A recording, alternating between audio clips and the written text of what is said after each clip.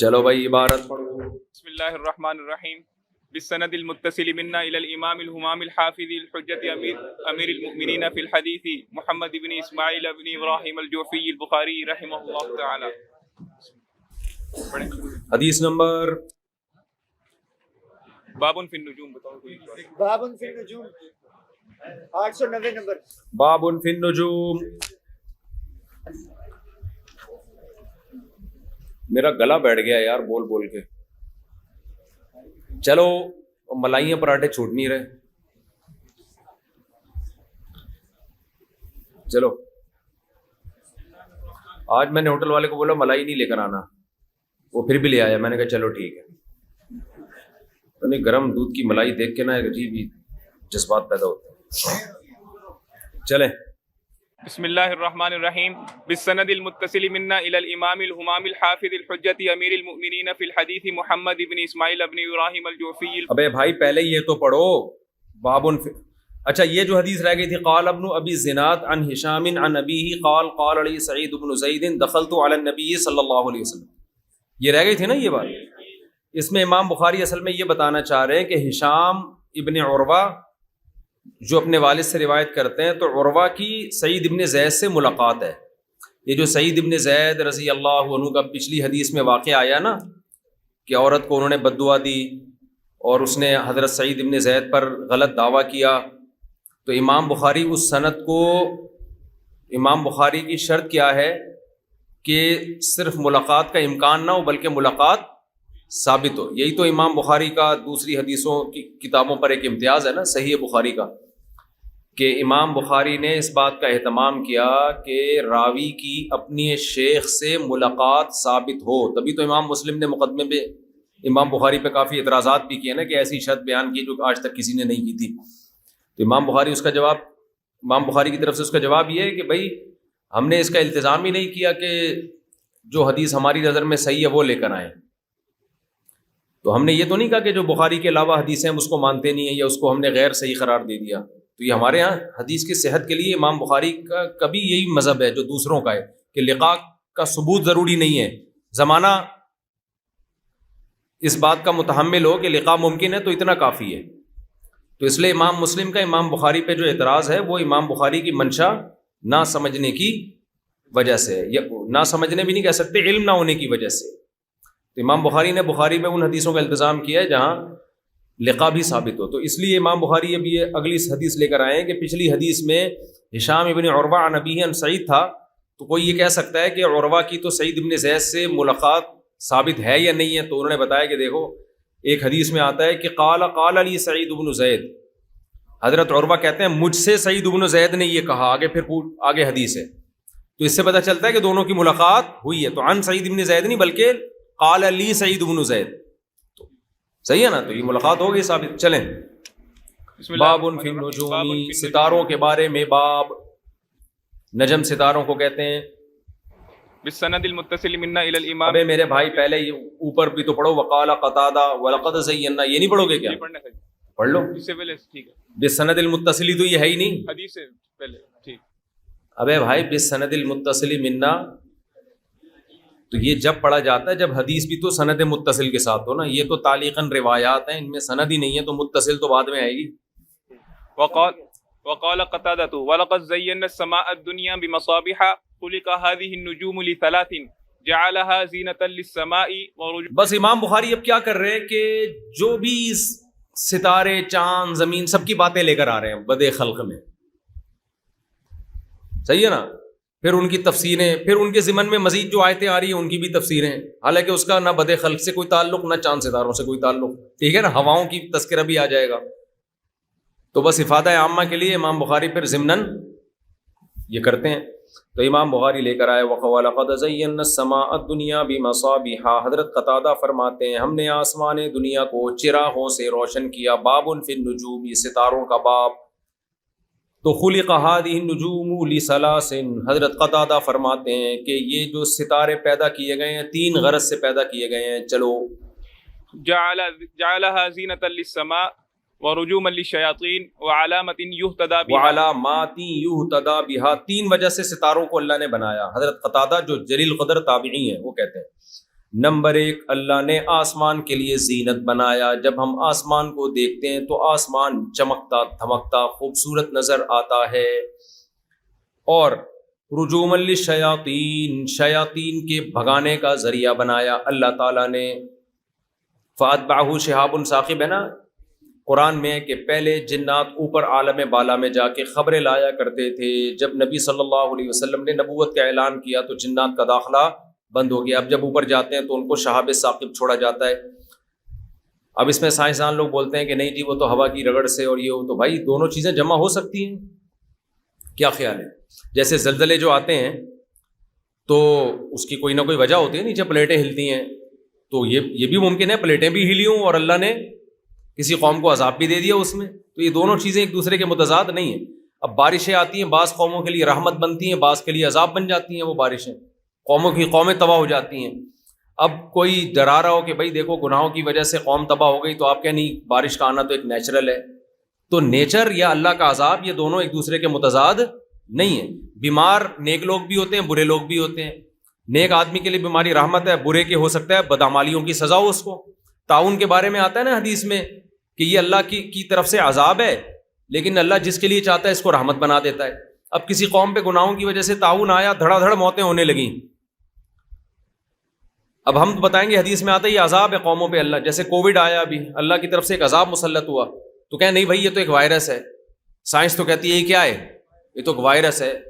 تو گویا سائنس نے جو ہے نا حدیث کو چھٹلا دیا. او بھائی جان، سائنس کی نظر میں وائرس ہونا اور حدیث کا اس کو عذاب کہنا یہ ایک دوسرے کے منافی نہیں ہے. تو عذاب ہی وہ وائرس ہی تو عذاب ہے نا، پہلے کیوں نہیں آیا وہ وائرس اتنے عرصہ ہو گیا؟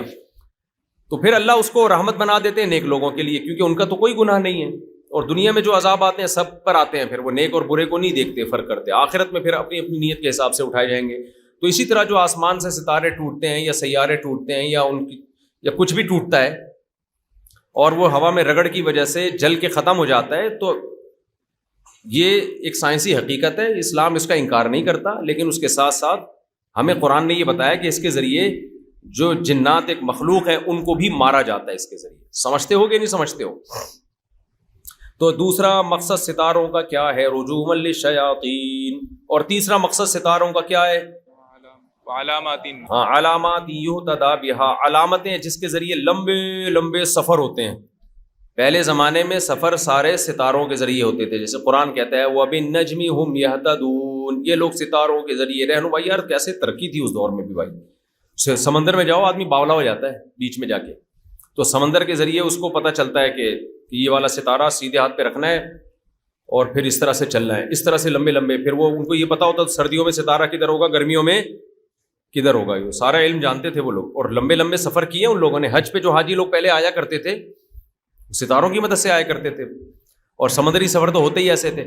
اب امام بخاری کا مقصد یہاں یہ بتانے کا ہے، آگے عبارت پوری پڑھ لیں تو پھر اس کی تشریح کرتا ہوں میں.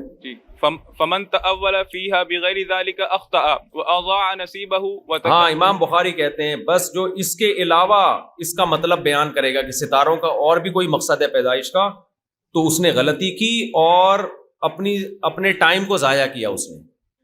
وتکلف ما لا علم له. اور ایسی چیز کا تکلف کیا جس کی اس کے پاس کوئی دلیل نہیں ہے. یہ مقصد کیا ہے؟ دیکھو پہلے دعویٰ یہ کیا امام بخاری نے حضرت قتادہ کے حوالے سے کہ ستاروں کی پیدائش کے 3 ہی مقاصد ہیں. ایک آسمان کی زینت، دوسری شیطانوں کی پٹائی، تیسری انسانوں کے لیے سفر آسان ہو. تو یہ مطلب نہیں ہے کہ اس کے علاوہ کوئی اور مقصد نہیں ہو سکتا. اس دور میں یہی 3 مقاصد دریافت ہوئے تھے. اب سائنسدان اگر ہمیں بتا دیتے ہیں کہ اس اور بھی بہت سارے مقاصد ہیں، اس کشش کے نظام کو کنٹرول کرنا یا اور کوئی مقاصد ہیں، تو یہ اس کے منافی نہیں ہے. امام بخاری کا مقصد یہ نہیں ہے کہ 3 کے علاوہ نہیں ہے، بلکہ یہ ہے کہ یہ جو چوتھا مقصد لوگوں نے نکالا ہوا ہے کہ ستاروں کو دیکھ کے تقدیر کا پتہ لگانا، قسمتوں کا حال معلوم کروانا، یہ وہ علم ہے جس کی کوئی بنیاد شریعت میں نہیں ہے.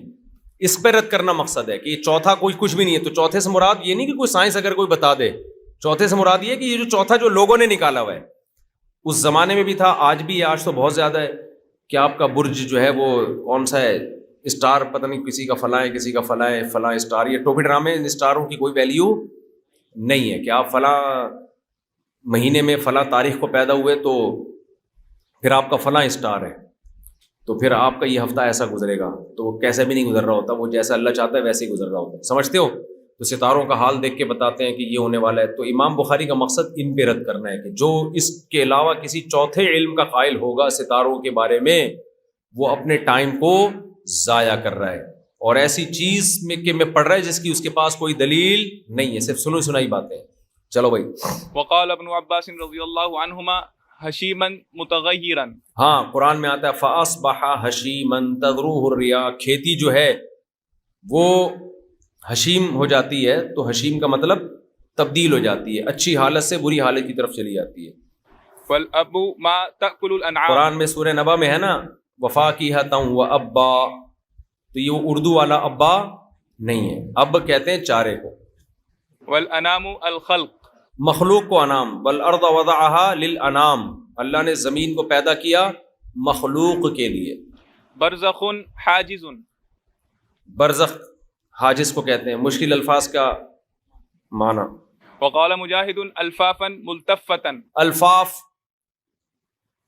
ہے نا، وحدائق وجنات الفاف، وجنات الفافا، لفافہ اردو میں بھی استعمال ہوتا ہے نا، لپیٹتا ہے چیزوں کو، تو الفاف لپٹے ہوئے باغات، گھنے باغات۔ والغلب الملتفت، وحدائق غلبہ، یہ بھی الملتفہ لپٹے ہوئے باغات، گھنے باغات۔ فراشا مہادا، فراش بستر کو کہتے ہیں۔ وقوله تعالی ولکم فی الارض مستقر نکدا قلیلا، ہاں، لا یخرج الا نکیدا، قرآن میں ہے نا۔ چلیں، باب صفت الشمس والقمر، سورج اور چاند کے بارے میں جو حدیث میں ہے۔ بحسبان قال مجاہد کحسبان، قرآن میں آتا ہے والشمس والقمر بحسبان، سورج اور چاند ایک حساب سے ہیں، تو اب حساب کا اسلاف سے مفہوم بیان کر رہے ہیں کہ حساب کا مطلب کیا۔ قرآن میں آتا ہے نا بھائی سورج اور چاند کیا ہیں، ایک حساب سے ہیں، ایویں ہی نہیں ہے کہ بس اپنے ہی حساب سے چل رہے ہوں، ایک اللہ نے ان کو ایک کیلکولیشن دی ہوئی ہے، تو اس کیلکولیشن کا، اس حساب کا مطلب اسلاف سے کیا منقول ہے وہ بتا رہے ہیں۔ مجاہد جو عبداللہ بن عمر کے شاگرد ہیں، عبداللہ بن عباس کے شاگرد تفسیر میں بہت مشہور ہوئے ہیں، جن میں حضرت سعید ابن جبیر اور حضرت مجاہد اور حضرت اکرمہ، یہ بہت زیادہ ان کا مقام ہے۔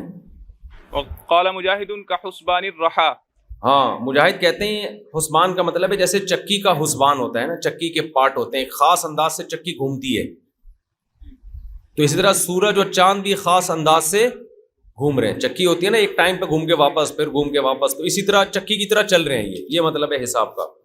وقال غیرہ بحساب ومنازل لا يعدوانها، ہاں، بعض تابعین سے منقول ہے کہ حساب کا مطلب یہ ہے کہ بحساب ومنازل، منزلیں ان کی متعین، لا یعدوانہ، ان منزلوں سے وہ تجاوز نہیں کرتے، یعنی جس ٹریک پہ چل رہے ہیں اس ٹریک سے ہٹتے نہیں ہیں، تو حساب کا مطلب یہ کہ ایک خاص ٹریک پہ چلا ہے۔ امام مجاہد کا مطلب یہ ہوگا کہ ایک خاص ٹائم پہ دور مکمل کرتے ہیں، یہ مطلب ہے حسبان کا، اور دیگر ائمہ کیا کہتے ہیں کہ مطلب یہ کہ ایک خاص ٹریک ہے جس سے ہٹتے نہیں ہیں، یہ مطلب ہے، دونوں مطلب ہے، گھومتے بھی ہیں ٹریک سے ہٹتے بھی نہیں ہیں۔ حسبان جماعت حساب، اب لغوی تحقیق ہے، حسبان حساب کی جمع ہے، مثل شہاب وشہبان، ہاں، ضحاها ضوءها، والشمس وضحاها، قرآن میں ضحا ہے نا، تو ضحا روشنی کو کہتے ہیں۔ ان تدرک القمر لا يستر ضوء، قرآن میں آتا ہے کہ للشمس ينبغي لها ان تدرک القمر، سورج کے لیے جائز نہیں ہے، مناسب نہیں ہے، قدرت نہیں ہے کہ چاند کو جا پکڑے، تو جا پکڑے کا مطلب کیا ہے؟ لا يستر ضوء احدهما ضوء الاخر، دونوں کی روشنی ایک دوسرے کو نہیں پکڑتی، یعنی جب سورج کی روشنی ہوتی ہے تو چاند نہیں آتا، چاند نہیں ہوتا، یہ بھی ایک مفہوم بیان کیا گیا ہے۔ ولا ينبغي لهما ذلك، لیکن یہ ایسی تفسیریں جن پر کوئی نص نہیں ہے، تو جو بھی اس کی جو بھی تفسیر کرے گا، جو آیت اس پہ صادق آ رہی ہو تو ٹھیک ہے وہ۔ ولا ينبغي لهما ذلك، سابق النهار يتطالبان حثيثين، وَلَلَّيْلُ سَابِقُ النَّهَارِ، اور نہ رات دن سے پہلے آتی ہے، کیا مطلب؟ يَتَطَالَبَانِ، دونوں ایک دوسرے کا طلب نہیں کرتی، پیچھا نہیں کرتی، يَتَطَالَبَانِ پیچھا کرتی ہیں، حسیسین سریعین، حسیسہ ہے نا، یطلبہ حسیسہ قرآن میں آتا ہے، تو سریعین کا مطلب ادھر رات گئی ادھر دن آیا، ادھر دن گیا ادھر رات آئی، ایسے پکڑن پکڑائی کھیل رہے ہیں۔ کیسے پکڑ پکڑائی میں لگے ہوئے ہیں نا. چلو, نسلخ منہ النہار, اللہ کہتے ہیں رات سے ہم دن کو کھینچ لیتے ہیں. سلخ کہتے ہیں کھال کھینچنا, جیسے آپ بکرے کی کھال ایسے کھینچتے ہو, تو ایسے ہی اللہ کہتے ہیں ہم رات کی کھال کو ایسے دن سے کھینچتے ہیں. تو اس کا مطلب بیان کر رہے ہیں دونوں میں سے ایک دوسرے کو نکال دیتے ہیں ہم. وَنُجْزِي كُلَّ وَاحِدٍ مِّنْهُمَا, وَيُجْرَى كُلَّ وَاحِدٍ مِّنْهُمَا, اور ہر ایک دوسرے کی جگہ چل رہا ہوتا ہے. رات جہاں چل رہی تھی دن آ کے وہاں چلنا شروع کر دیتا ہے, دن جہاں چل رہا تھا وہاں رات آ کے چلنا شروع ہو جاتی ہے. چلو بھائی, وَاهِيَةٌ وَحْيُهَا فَهِيَ يَوْمَئِذٍ وَاهِيَةٌ, قرآن میں ہے نا کہ آسمان اس دن واہی ہوگا. تو واہی کا مطلب تشققها, پھٹ جائے گا آسمان, تباہ ہو جائے گا. اردو میں بھی ہم کہتے ہیں کیا واہی تباہی بول رہا ہے. اور علم حدیث کی بھی اصطلاح ہے واہن جدن, راوی کے بارے میں کہا جاتا ہے نا واہن جدن. ارجائها ما لم ينشق منها, آسمان کا وہ کنارہ جو پھٹا ہوا نہ ہو, مضبوط ہو, تو آسمان کے کنارے پر فرشتے ہوں گے. وهم على حافظيه, حافتیہ, دونوں کناروں پر ہوں گے. حافت اس کو کہتے ہیں کنویں کی جو منڈیر ہوتی ہے نا, تو آسمان کے بھی کناروں پر فرشتے ہوں گے. كقولك على ارجاء البئر اغطش وجن اظلم, دونوں کا مطلب اندھیرا ہونا ہے. چلو بھائی آگے. قال الحسن كبرت تكبر حتى يذهب ضوءها, اذا الشمس كورت کا مطلب حسن بصری فرماتے ہیں کہ لپیٹ دیے جائیں گے. جب سورج کو لپیٹ دیا جائے گا مطلب یہ کہ اس کی روشنی ختم کر دی جائے گی. ويقال والليل وما وسق جمع من دابة, وسقا کا معنی جمع, رات کی قسم, اور رات جن چیزوں کو جمع کر لے, یعنی رات جانوروں کو سکیڑ دیتی ہے نا بہت سارے. اتسق استوى, ہاں, والقمر اذا اتسق, جب چاند مکمل پھیل جائے, 14ویں کا چاند. بروجا منازل الشمس والقمر, والسماء ذات البروج, بروج کہتے ہیں برج, ویسے تو اس کو کہتے ہیں نا راستے کو, پل کو, تو یہاں وہ راستے جن پر سورج اور چاند چلتے ہیں. والحرور بالنہار مع الشمس, ہاں, حرور سورج کی وجہ سے جو دوپہر کو روشنی اور گرمی ہوتی ہے. وقال ابن عباس ورؤبة, روبا ایک تابعی ہیں, ٹھیک ہے نا, ان کی تفسیر نقل کر رہے ہیں کہ عبداللہ بن عباس اور روبا کہتے ہیں الحرور باللیل والسموم بالنہار, کہتے ہیں نہیں, رات کی گرمی کو حرور کہا جاتا ہے اور دن کی گرمی کو سموم کہا جاتا ہے. یولج یکبر, قرآن میں جگہ جگہ آتا ہے یولج اللیل فی النہار, تو اس کا مطلب یکبر, آسان ہے. چلیں, ولیجتن, اب اس کی تفسیر بیان کر رہے ہیں. دیکھو قرآن میں دوسری کا ولیجہ آتا ہے نا, اے ایمان والو, اہل ایمان کو چھوڑ کر کسی دوسرے کو ولیجہ نہ بناؤ, تو ولیجہ گہرے دوست کو کہتے ہیں. تو اب یولیجو کی تفسیر امام بخاری بیان کر رہے ہیں کہ یولیجو کا معنی داخل کرنا, ولیجہ داخل ہونے والا, یعنی وہ دوست جو آپ میں گھسا ہوا ہو, تو بہت ہی قریبی دوست کو کہتے ہیں نا یہ, جو آپ کی ہر بات جانتا ہو. تو اپنا رازدار غیر مسلموں کو مت بناؤ. تو اس سے امام بخاری کا مطلب ولیجہ کی تفسیر بیان کرنا نہیں ہے, یولیجو کی تفسیر بیان کرنا ہے کہ یولج اللیل فی النہار و یولج النہار فی اللیل کا مطلب کیا ہے, یہ بتانا مقصد ہے. سمجھتا نہیں ہے نا کیا, کل شیء ادخلتہ فی شیء, ہاں, اس کو ولیجہ کہتے ہیں.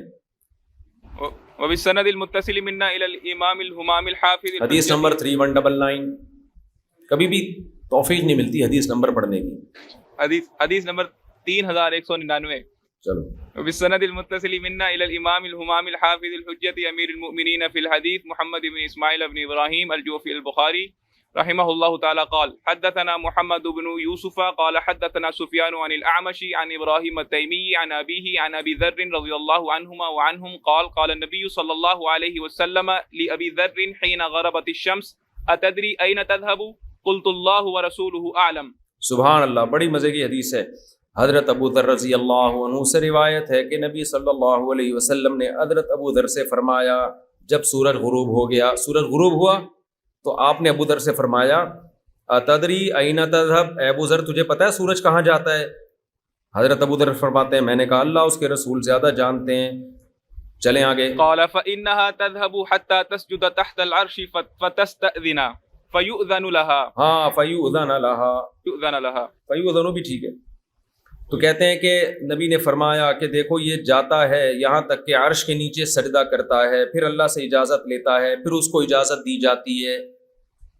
وَيُوشِكُ أَن تَسْجُدَ فَلَا يُقْبَلَ مِنْهَا. ہاں ان قریب ایک وقت آنے والا ہے سورج سجدہ کرے گا اللہ کے سامنے، اللہ اس کے سجدے کو قبول نہیں کریں گے، وَتَسْتَأْذِنَ فَلَا اور سورج طلوع ہونے کی اجازت مانگے گا، اللہ اس کو اجازت نہیں دیں گے، فَلَا يُؤْذَنَ لَهَا. يُقَالُ لَهَا اسے کہا جائے گا ارجعی من حیث جہاں سے آیا وہیں لوٹ جا، فتطلع من مغربها. پھر سورج مغرب سے طلوع ہوگا اس دن.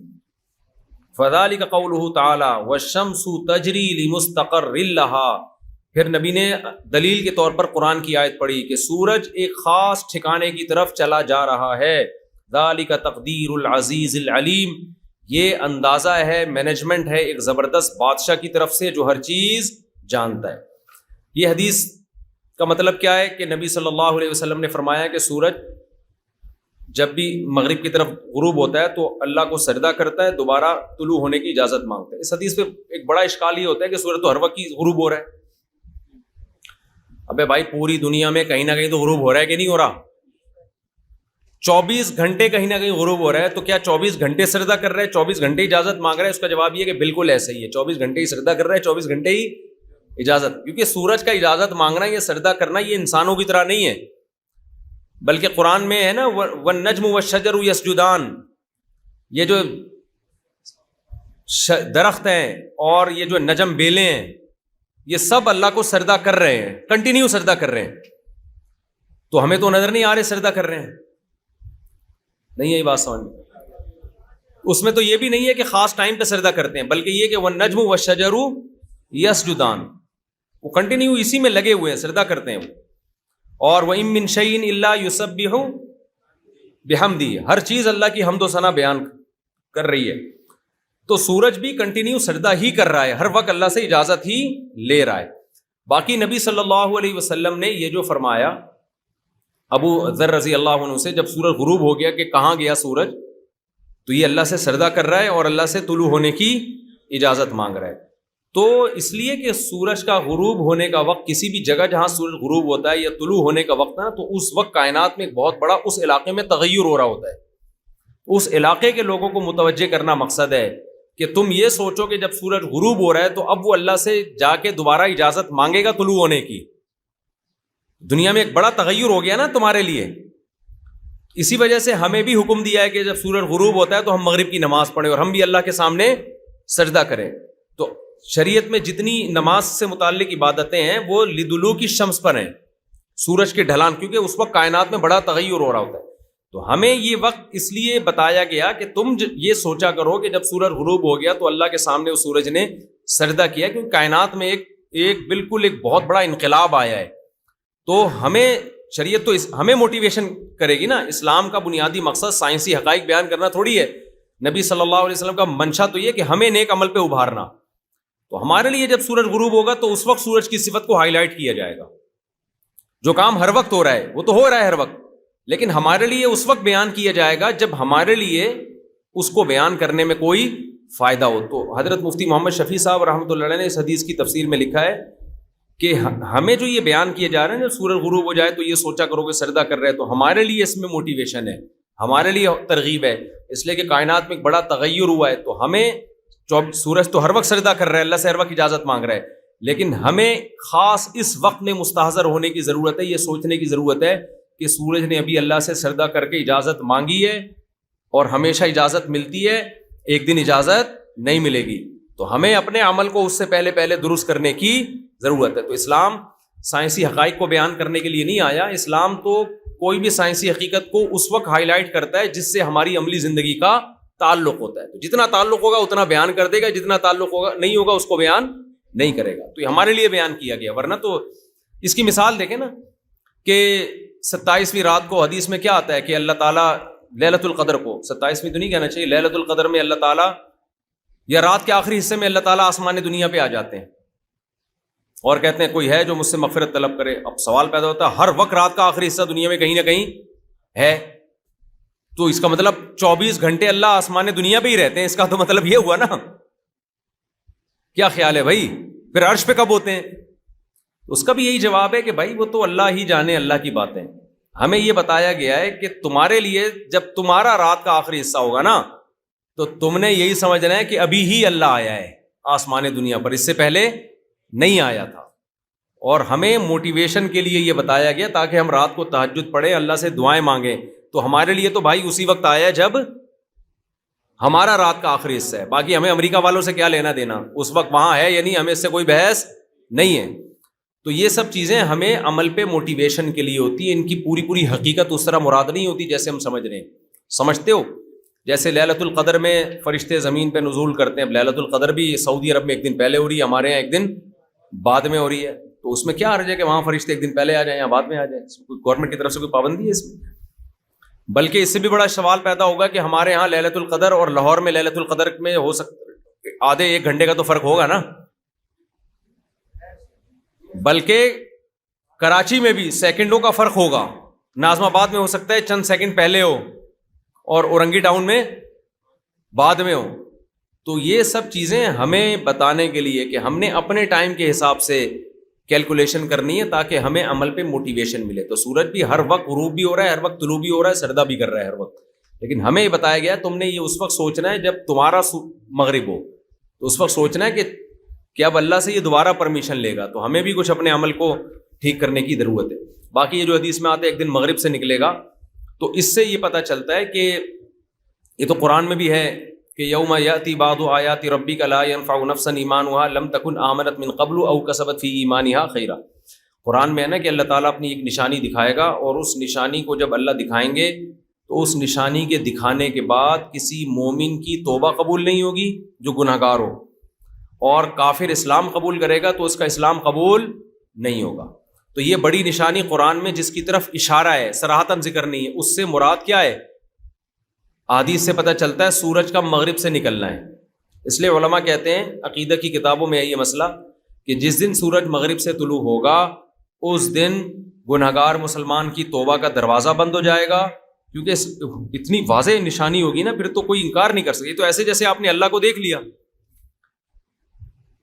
اور اللہ کی قدرت کا یقین ہو گیا آپ کو, اور اسلام کا ایک معجزہ اتنا بڑا ظاہر ہو جائے گا کہ اب تو دو چار کی طرح ہو, کیونکہ یہ بات تو اسلام ہی کہتا ہے نا. ارے بھائی یہ پیش گوئی صرف محمد صلی اللہ علیہ وسلم نے دی ہے, اسلام نے بتائی ہے کہ ایک دن سورج مغرب سے طلوع ہوگا. سائنٹیفکلی یہ چیز ممکن نہیں ہے, امپاسبل ہے. تو جب یہ لوگ دنیا میں اپنی آنکھوں سے دیکھیں گے, اور یہ تو پوری دنیا دیکھے گی, دو چار لوگ تو دیکھ سورج کو تو پوری دنیا دیکھتی ہے, تو یہ اتنا بڑا معجزہ ظاہر ہوگا اسلام کا کہ اس کے بعد توبہ قبول, قرآن کہتا ہے توبہ قبول نہیں ہوگی, حجت تمام ہو چکی ہوگی. اب بس جو ہیں جو پہلے سے نیک ہیں ان کی نیکیاں قبول کی جائیں گی, مزید راستہ بند ہو گیا. تو یہاں پر بھی اشکال ہوتا ہے کہ جب سورج مغرب سے طلوع ہوگا غروب ہونے کے بعد, تو بہت سے علاقوں میں تو وہ طلوع ہو رہا ہوگا نا اس وقت.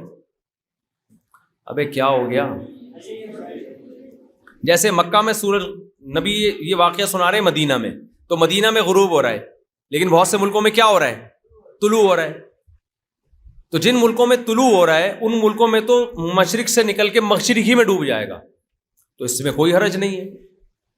اس میں ہم یہ کہہ سکتے ہیں کہ رسول اللہ صلی اللہ علیہ وسلم نے مدینہ کے لحاظ سے یہ فرمایا کہ آپ نے مدینہ میں حدیث پیش کی, تو اس سے پتہ چلتا ہے کہ مدینہ میں جب غروب ہوگا تو پھر طلوع کہاں سے ہوگا؟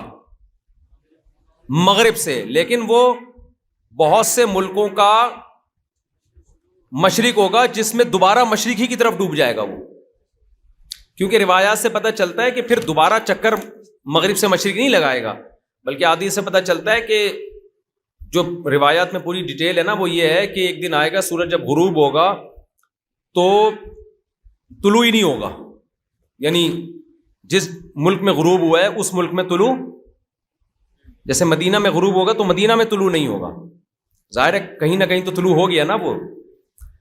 تو جہاں مدینہ میں جب غروب ہوگا یا جن ملکوں میں غروب ہوگا تو 3 دن 3 راتوں کے برابر ٹائم گزر جائے گا, نہ طلوع ہوگا نہ غروب ہوگا. تو لوگ نکل آئیں گے گھروں سے, مصیبت میں پڑ جائیں گے, دنیا حیران ہو جائے گی یہ ہو کیا گیا ہے. پھر آہستہ آہستہ دوبارہ مغرب سے طلوع ہونا شروع ہوگا. سمجھ رہے ہیں؟ یہ اللہ اپنی قدرت دکھائے گا. تو کیا عجیب دن ہوگا یار, وہ چیخیں نکل جائیں گی لوگوں کی, ہے نا. اور پھر وہ طلوع ہوتے ہوتے ہوتے ہوتے بالکل زوال کے وقت نہیں ہوتا جیسے, اوپر آئے گا پھر دوبارہ غروب ہو جائے گا. یعنی پھر ایسا نہیں ہوگا کہ دنیا الٹی گھومنا شروع ہو جائے گی, غروب ہوگا، پھر حسب معمول اسی طرح مشرق سے مغرب، لیکن یہ دنیا، پوری دنیا یہ معجزہ اپنی آنکھوں سے دیکھے گی۔ تو اس کے بعد قرآن کے الفاظ کیا ہیں کہ یوم یاتی بعض آیات ربک، تیرے رب کی جب کچھ بعض نشانیاں دنیا دیکھ لے گی، اور اس سے مراد کیا ہے؟ یہ طلوع شمس من المغرب۔ تو لا ينفع نفسا ایمانها لم تکن آمنت من قبل، اس کے بعد کافر کا کلمہ قبول نہیں ہوگا، اور جو گناہگار مسلمان توبہ کرے گا نا کہ میں اب زندگی، کیونکہ مسلمان تو پہلے سے مسلمان تھا لیکن گناہگار تھا، تو اب وہ پلٹے گا سیدھے راستے کی طرف، تو اس کا پلٹنا قبول، اس کو یعنی ایمان تو اس کا مقبول ہوگا لیکن گناہگار مسلمانوں میں ہمیشہ کے لیے اس کا شمار ہوگا۔ اللہ ہم سب کو بچائے بھائی۔ چلیں، وبه قال حدثنا مسدد قال مسدد، اچھا مسدد لکھا ہوا ہے یار، یہ ہمیں تو مسدد یاد پڑتا ہے، اس کو ذرا دیکھ لیں، اعراب کی غلطی تو نہیں ہے، مسدد ہے۔ چلیں، حدیث نمبر 200 وبه قال حدثنا مسدد قال 3200 وبه قال حدثنا مسدد قال حدثنا عبد العزيز بن المختار قال حدثنا عبد الله الداناج قال حدثني ابو سلمة بن عبد الرحمن عن ابي هريرة رضي الله عنهم عن النبي صلى الله عليه وسلم قال الشمس والقمر مکورانی، بھائی شمس اور قمر ہمیں تھوڑی لپیٹیں گے، خود لپٹ جائیں گے۔ نبی صلی اللہ علیہ وسلم نے فرمایا، حضرت ابو ہریرہ رضی اللہ عنہ سے روایت ہے کہ سورج اور چاند قیامت کے دن لپیٹ دیے جائیں گے۔ چلو بھائی، ابھی حدیث نمبر 3201 چلنا بھائی جلدی جلدی۔ قال حدثنا يحيى بن سليمان قال حدثني ابن وهب قال اخبرني عمرو ان عبد الرحمن بن القاسم حدثه عن ابيه عن عبد الرحمن بن القاسم کہاں سے ہو گیا میرے بھائی؟ ان عبد الرحمن بن القاسم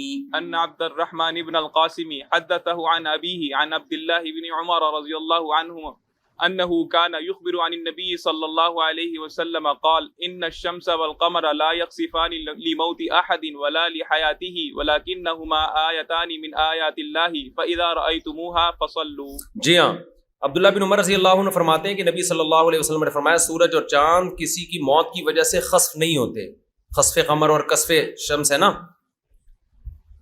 تو یہ کسی کی موت کی وجہ سے بے نور نہیں ہوتے، بلکہ نہ کسی کی زندگی کی وجہ سے، لیکن یہ اللہ کی نشانیوں میں سے ایک نشانی ہے۔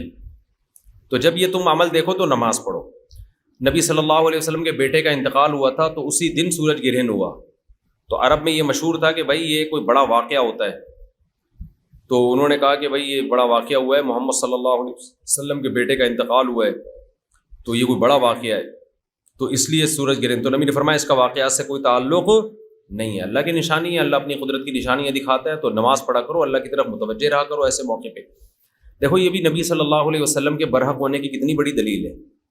معاذ اللہ نقل کفر نباشت، یہ جاہل پیر آج کل ہوتے ہیں، ان کے ساتھ کوئی واقعہ ہو اور پھر کوئی اچھمبے کی بات ہو جائے تو کہتے ہیں دیکھا، اس کا مطلب میں کوئی بڑا آدمی ہوں تو تبھی کائنات میں یہ تغیر ہوا ہے۔